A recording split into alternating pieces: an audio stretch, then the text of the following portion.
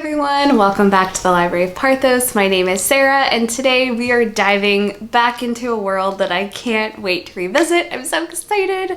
Before we start, something else that I'm so excited about is, of course, fall. I feel like I talk about it all the time, and I'm not gonna stop, if I'm being honest. The problem that I'm running into now is that I have too many fall things, but I can't stop buying more. So I know last year when I decorated for fall, there were some things that I was like really struggling with where to put them because everything was filling up. But I mean, I had all these cute pumpkins. They all had to be displayed. I was just really running out of room of places to put them. And now as I'm just, doing normal things like grocery shopping or running into like Walmart to grab something, I am distracted by the beautiful fall decorations, and I most of the time walk out with something and have no idea where to put it. But anyway, I'm gonna continue doing it. It's not really something that I want help with. It's gonna continue to happen. Maybe I'll kind of purge some things this year, though probably not. But I am slowly starting to decorate for fall. As I kind of buy things, I'm putting them out. I haven't gotten all of my fall totes out of the attic yet, but I'm just kind of slowly putting things out as I come across them, and it's making me so happy. All of the like pumpkin flavored snacks and foods are out. I got pumpkin frosted flakes the other day. I don't normally eat frosted flakes like ever, but I will definitely eat some pumpkin frosted flakes. So anyway, that is just one of the many things that is bringing me joy right now. And the other is, again, diving into this world that I absolutely love, and I'm so excited to go back with you. And that is the world of Elfhame in The Prisoner's Throne by Holly Black. Holly Black is probably one of my favorite authors. In fact, I have a whole playlist dedicated to reviews of her books. She wrote the Spiderwick Chronicles that I read as a kid and absolutely fell in love with it. I was super big into fantasy, if you couldn't tell. And so that was one of my favorite series. The movie, when it came out, though, let's be honest, it wasn't great, was on a regular rotation for me. And so then growing up and finding out that she had written young adult and adult fiction as well, it was an absolute I need to read this immediately kind of situation. So I read the Folk of the Air series a couple of years ago, and it was everything that I hoped for. She does a really great job of creating these beautiful worlds with these super elegant fae creatures, but also keeping the element of just that they're very nasty in there, because I think a lot of authors choose to either only put that in their books to have some sort of morally gray love interest who is just horrible to the female main character, or they just kind of get rid of it altogether. And I think she does a really great job of keeping it as consistent with like legends and folklore and things like that. So that's one of the things that I really like about how she creates these characters. Like, they're just nasty and that's just a consistent thing with them. It's not, it's not this person's nasty just because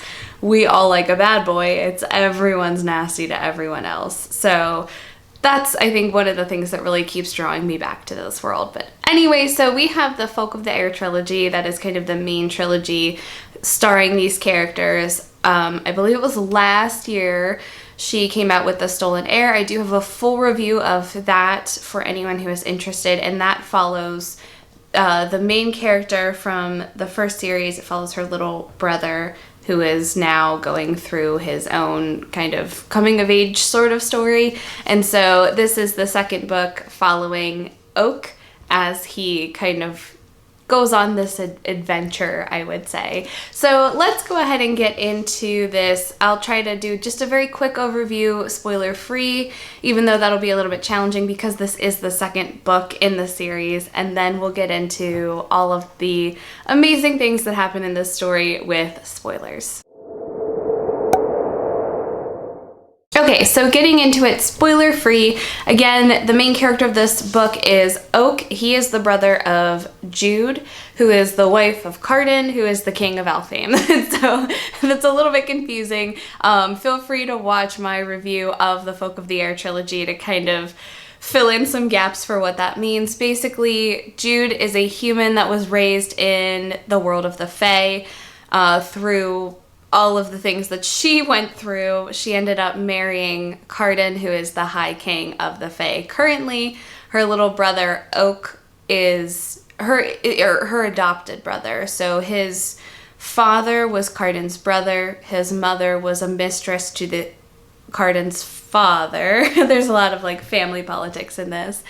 And his mother was murdered, so her friend took Oak and ran away and married his adoptive father, Maddox, so that he could grow up safely and not be killed by the people who were also out to kill him, the ones that killed his mother. So that's kind of a very convoluted explanation of kind of his backstory. In the Folk of the Air trilogy, that story mostly follows Jude as she is kind of rising in power, essentially. She kind of becomes this this person who is really pulling a lot of strings politically in the hopes of getting her brother Oak on the throne. And to do that, they have to go through this elaborate thing where Oak, being the last like living Greenbrier heir, crowns Carden, who will be king for the time being, and then Oak will take over. So Jude is kind of plotting throughout this entire series. Now, Oak is grown up. He lived in the human world as a child off and on until it was fairly safe for him to come back to Elfhame. And now he's certainly living into that like bachelor lifestyle. He's very much a partier. But aside from that, he is trying to kind of find the different plots to hurt his family and to stop those things from happening. So even though he has this persona of being the party boy, he truly is trying to protect everyone that he cares about. As a child, Oak met a girl from the Court of Teeth. Her name was Surin, Ren for short, and they were friends off and on. In the first book, dealing with Oak, the Stolen Heir, it is all about Oak and Ren and this journey that they are going on together.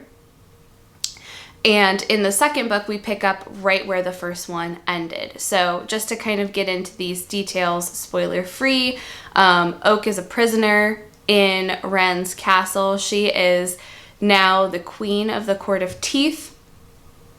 And she is using her power to essentially become maybe not a threat to Elfhame, but enough of a contender that nobody's really going to question her power. So Oak thinks that something is not quite right about this situation, and so he is trying to escape, trying to figure out what's going on, trying to protect his family, and also trying to protect his friend Ren. So that's pretty much it, spoiler free.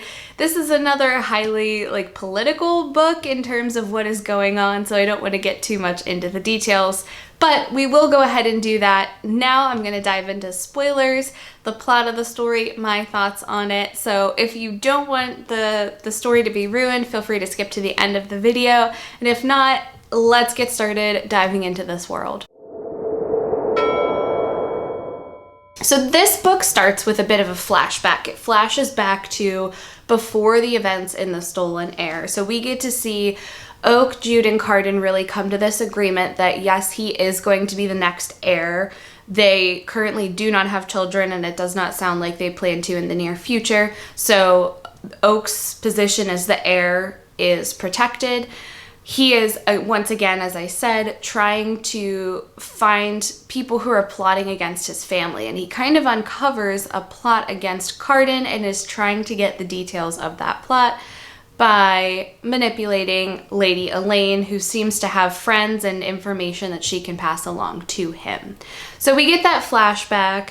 Carden is kind of maybe a little bit suspicious, or Oak thinks he's a little suspicious of him. And again, we kind of get to see a little bit of his character, that he is not just the party boy that everyone thinks he is, that he is trying to do what's best for everybody. And I think in this instance, he is very similar to Jude. Jude was always trying to manipulate different pieces to get everything to be perfect in the Folk of the Air series. So I think in this way they are very, very similar. So cut back to present day. Oak has been a prisoner in the Ice Needle Citadel. That's where Surin, or Ren, as I'm going to continue to call her from here on out, is currently the queen. And he has been in the dungeon for about 3 weeks at the time that we pick up. Now, he also has this bridle on his head that essentially makes him have to obey the commands of whoever put it on. So Ren put it on him at the end of the last book, and so now he has to do whatever she tells him. This is quite a big deal because Ren had that same bridle on for many, many years. Her parents were not great people, and so for her to put it on Oak was a pretty big deal, but essentially she needs to be able to control him. So Oak has this ability where he can kind of manipulate people to get what he wants. So basically, when he uses his power, he says whatever the other person wants to hear. So, for example, when he was a kid in the human world, he wasn't really making any friends because he was so different. And so he decided to use his power and started talking all about Minecraft and had no idea what Minecraft was, but it made him a friend. The downside is that there is a consequence, of course, in that the kid that he used the magic on would refuse to eat or sleep unless Oak was there. So it became a little bit of an issue where his mom basically said, try not to do that anymore because you don't really know what the consequence is going to be. So Ren is very knowledgeable about this in terms of Oak's power. She also has feelings for him. So she is not a fan of how he affects her, and she can't quite tell if it's him using his magic or if it's just him. So to be on the safe side, she's locked him up and put a bridle on him to kind of just eliminate that threat for the time being. While he's imprisoned, she is busy building this kingdom. So she has awoken the Troll Kings, which takes quite a bit of magic to do. And Oak, in his little, narration in his head, says that he knows what using a small bit of magic did to her, the toll that it took. He can't imagine the toll that doing something like awakening these 3 massive Troll Kings would do. So his kind of theory from where he is that she's not doing very well because that magic most likely took a huge toll. She has not come to see him in the dungeon, so he's just kind of speculating on what's going on. Word comes to Oak that his sister is not thrilled with the turn of events and that help is on the way. I believe it's about 3 days away, and he actually says, no, I've got this, please don't send an army here to rescue me. It's gonna ruin everything. I've got it figured out. Just give me a couple weeks, a couple months, give me more time. And from what we can tell, he's most likely not gonna get more time. So anyway, he tries to escape, is unsuccessful. He ends up being tortured and thrown back into the dungeon, tries to escape a second time, and he does make it to Ren to actually see her this time. And so she locks him back up. Something that's going to happen kind of frequently throughout the book is Oak confessing his love for her, and she's just kind of like, yeah, but I don't know if that's real. So it happens quite frequently. He's always trying to reassure her that the feelings that he has are in fact real. He has not used his magic power on her at all. This is all genuine, and she is just not super trustworthy of that.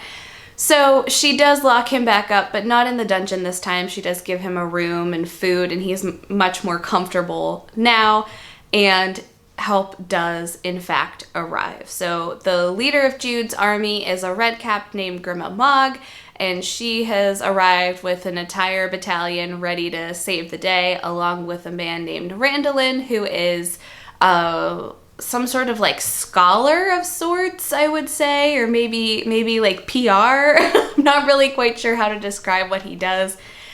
He's not painted in a very favorable light early on. The Ghost has also arrived, who is a character from the original series. He's kind of like an assassin of sorts.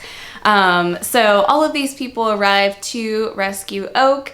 And in a moment of trying to fix everything, he is no, everything's fine.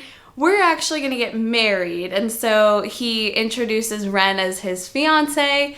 She's a little bit stunned by this plan that he has suddenly just pulled out of nowhere, but does go along with it. And they kind of have an aside where she says, you know, like, you can break off the engagement at any time, that's fine, but like,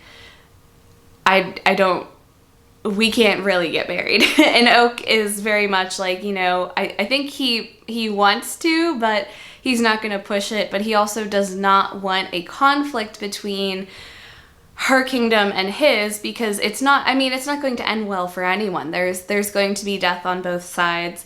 Currently, her kingdom is probably more powerful with the Troll Kings, but if her magic runs out and she can't control, you know, her army anymore, then it's going to be a quick defeat from Elfhame. So he is just trying to avoid this conflict at all costs. They all kind of agree that before anything can happen as far as a marriage is concerned, they need to go see Jude and Cardan in Elfhame. That's the proper thing to do. So the entire party boards a ship and heads over to Elfhame.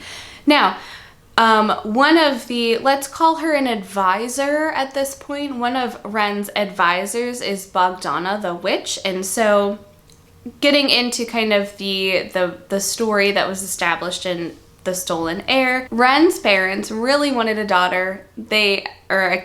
Just a child, I think. They couldn't have one. So they reached out to a witch, Bogdana, to make them one. So they built like a snowman out of sticks and snow, and then Bogdana brought them the heart of her daughter Mab, and that's what they used to create Ren. So Bogdana is very much trying to control Ren because she has it out for Cardan, not because he did anything wrong, but just like his entire family. She has it out for them. So she is just really trying to use Ren as a puppet to get what she wants. She comes along on the journey as well. While they are traveling, the ocean kind of attacks them because they are also wanting their ruler to marry Oak. And so there's all this political stuff. But anyway, they're attacked by like a Kraken-style creature. Ren, using her magic, is able to save them. But again, it takes a really big toll, so she is kind of incapacitated for a few days. They finally arrive at Elfhame. Jude and Cardan and this whole big party greet them. And Bogdana says, like, let's just marry these kids today. And Jude, you know, really kind of reading the situation, recognizing that something else is going on, says, oh, well, I think we need to wait 3 days. We're going to have 3 days of partying. There's going to be a hunt. There's going to be a feast. And at the end of the third day, if she can answer a question about Oak, then we'll approve the marriage and it can happen right then and there. While all of these events are happening, Oak is right back into figuring out who is plotting against his family, what's going on with Ren. Every time he talks with her, she seems a little hesitant about what is going on, and he just cannot reconcile that the person who is, you know, leading this terrible army and doing all of these things that she pretty much said she never wanted to do is the same person that he is talking with, and he just can't figure out how that makes sense. So he thinks that there's definitely more to the situation than what meets the eye. On top of that, he is still meeting with Lady Elaine and trying to figure out who is plotting against Cardan and what is going on. And finally, everything is kind of revealed. Randolin, that like PR type guy who went to try to rescue Oak, has been plotting to get rid of Cardan for a while, and Jude too. So he poisons some wine, Lady Elaine drinks it and dies. And also, unfortunately, the ghost drinks some as well, and he dies, or is mostly dead. We'll just say mostly dead. So Randolin is very quickly killed. That's not really a huge deal. But Oak also discovers that Bogdana is still trying to get that revenge, and to do it, she has kidnapped Ren's human sister, Bex, and is kind of using that as blackmail. So Oak is able to rescue Bex, which then means Bogdana has no leverage on Ren anymore. Ren defeats Bogdana, and it's a lot of magic. It takes her a couple of days to recover, but she's okay. She returns to the Court of Teeth. Oak and Jude and Cardan have their big, like, you know, you're an idiot for doing this, but I understand why you did, and I was just trying to protect you, you know, those sorts of conversations. And at the end, Oak does go back to the Court of Teeth to be with Ren, and it sounds like they are still going to get married at the end of the book, but that is essentially where it ends. There's a lot more to the story than we talked about today, of course, because a lot of it doesn't really make a ton of sense unless you've read everything leading up to this point, so there are a lot of other details that I left out. But as I said at the beginning, I love visiting this world that Holly Black has created. It's one of my favorite places to go back to, and this book did not disappoint. It was so nice to see Oak go from this kid in the first series to this, you know, party boy who doesn't really think about the consequences of what's going on but wants to protect his family, to now being somebody who is thinking very carefully about all of the choices that he's making and trying to do the right thing for the people he cares about. So it was really cool to see his character growth throughout this entire set of stories. If you've not read any of these books by Holly Black, I highly recommend them. They're an easy read. They're short, but again, there's a lot of political stuff that goes on, so you do have to kind of put all the pieces together, but it is certainly an enjoyable series. So if you have read them, let me know your thoughts too, especially of this latest installment, and if not, let me know if you decide to check them out as well. I'd love to talk about any and all of them at any point. So that is the end of this video. Thank you so much for watching. Don't forget to like and subscribe, and I'll see you guys soon. Bye!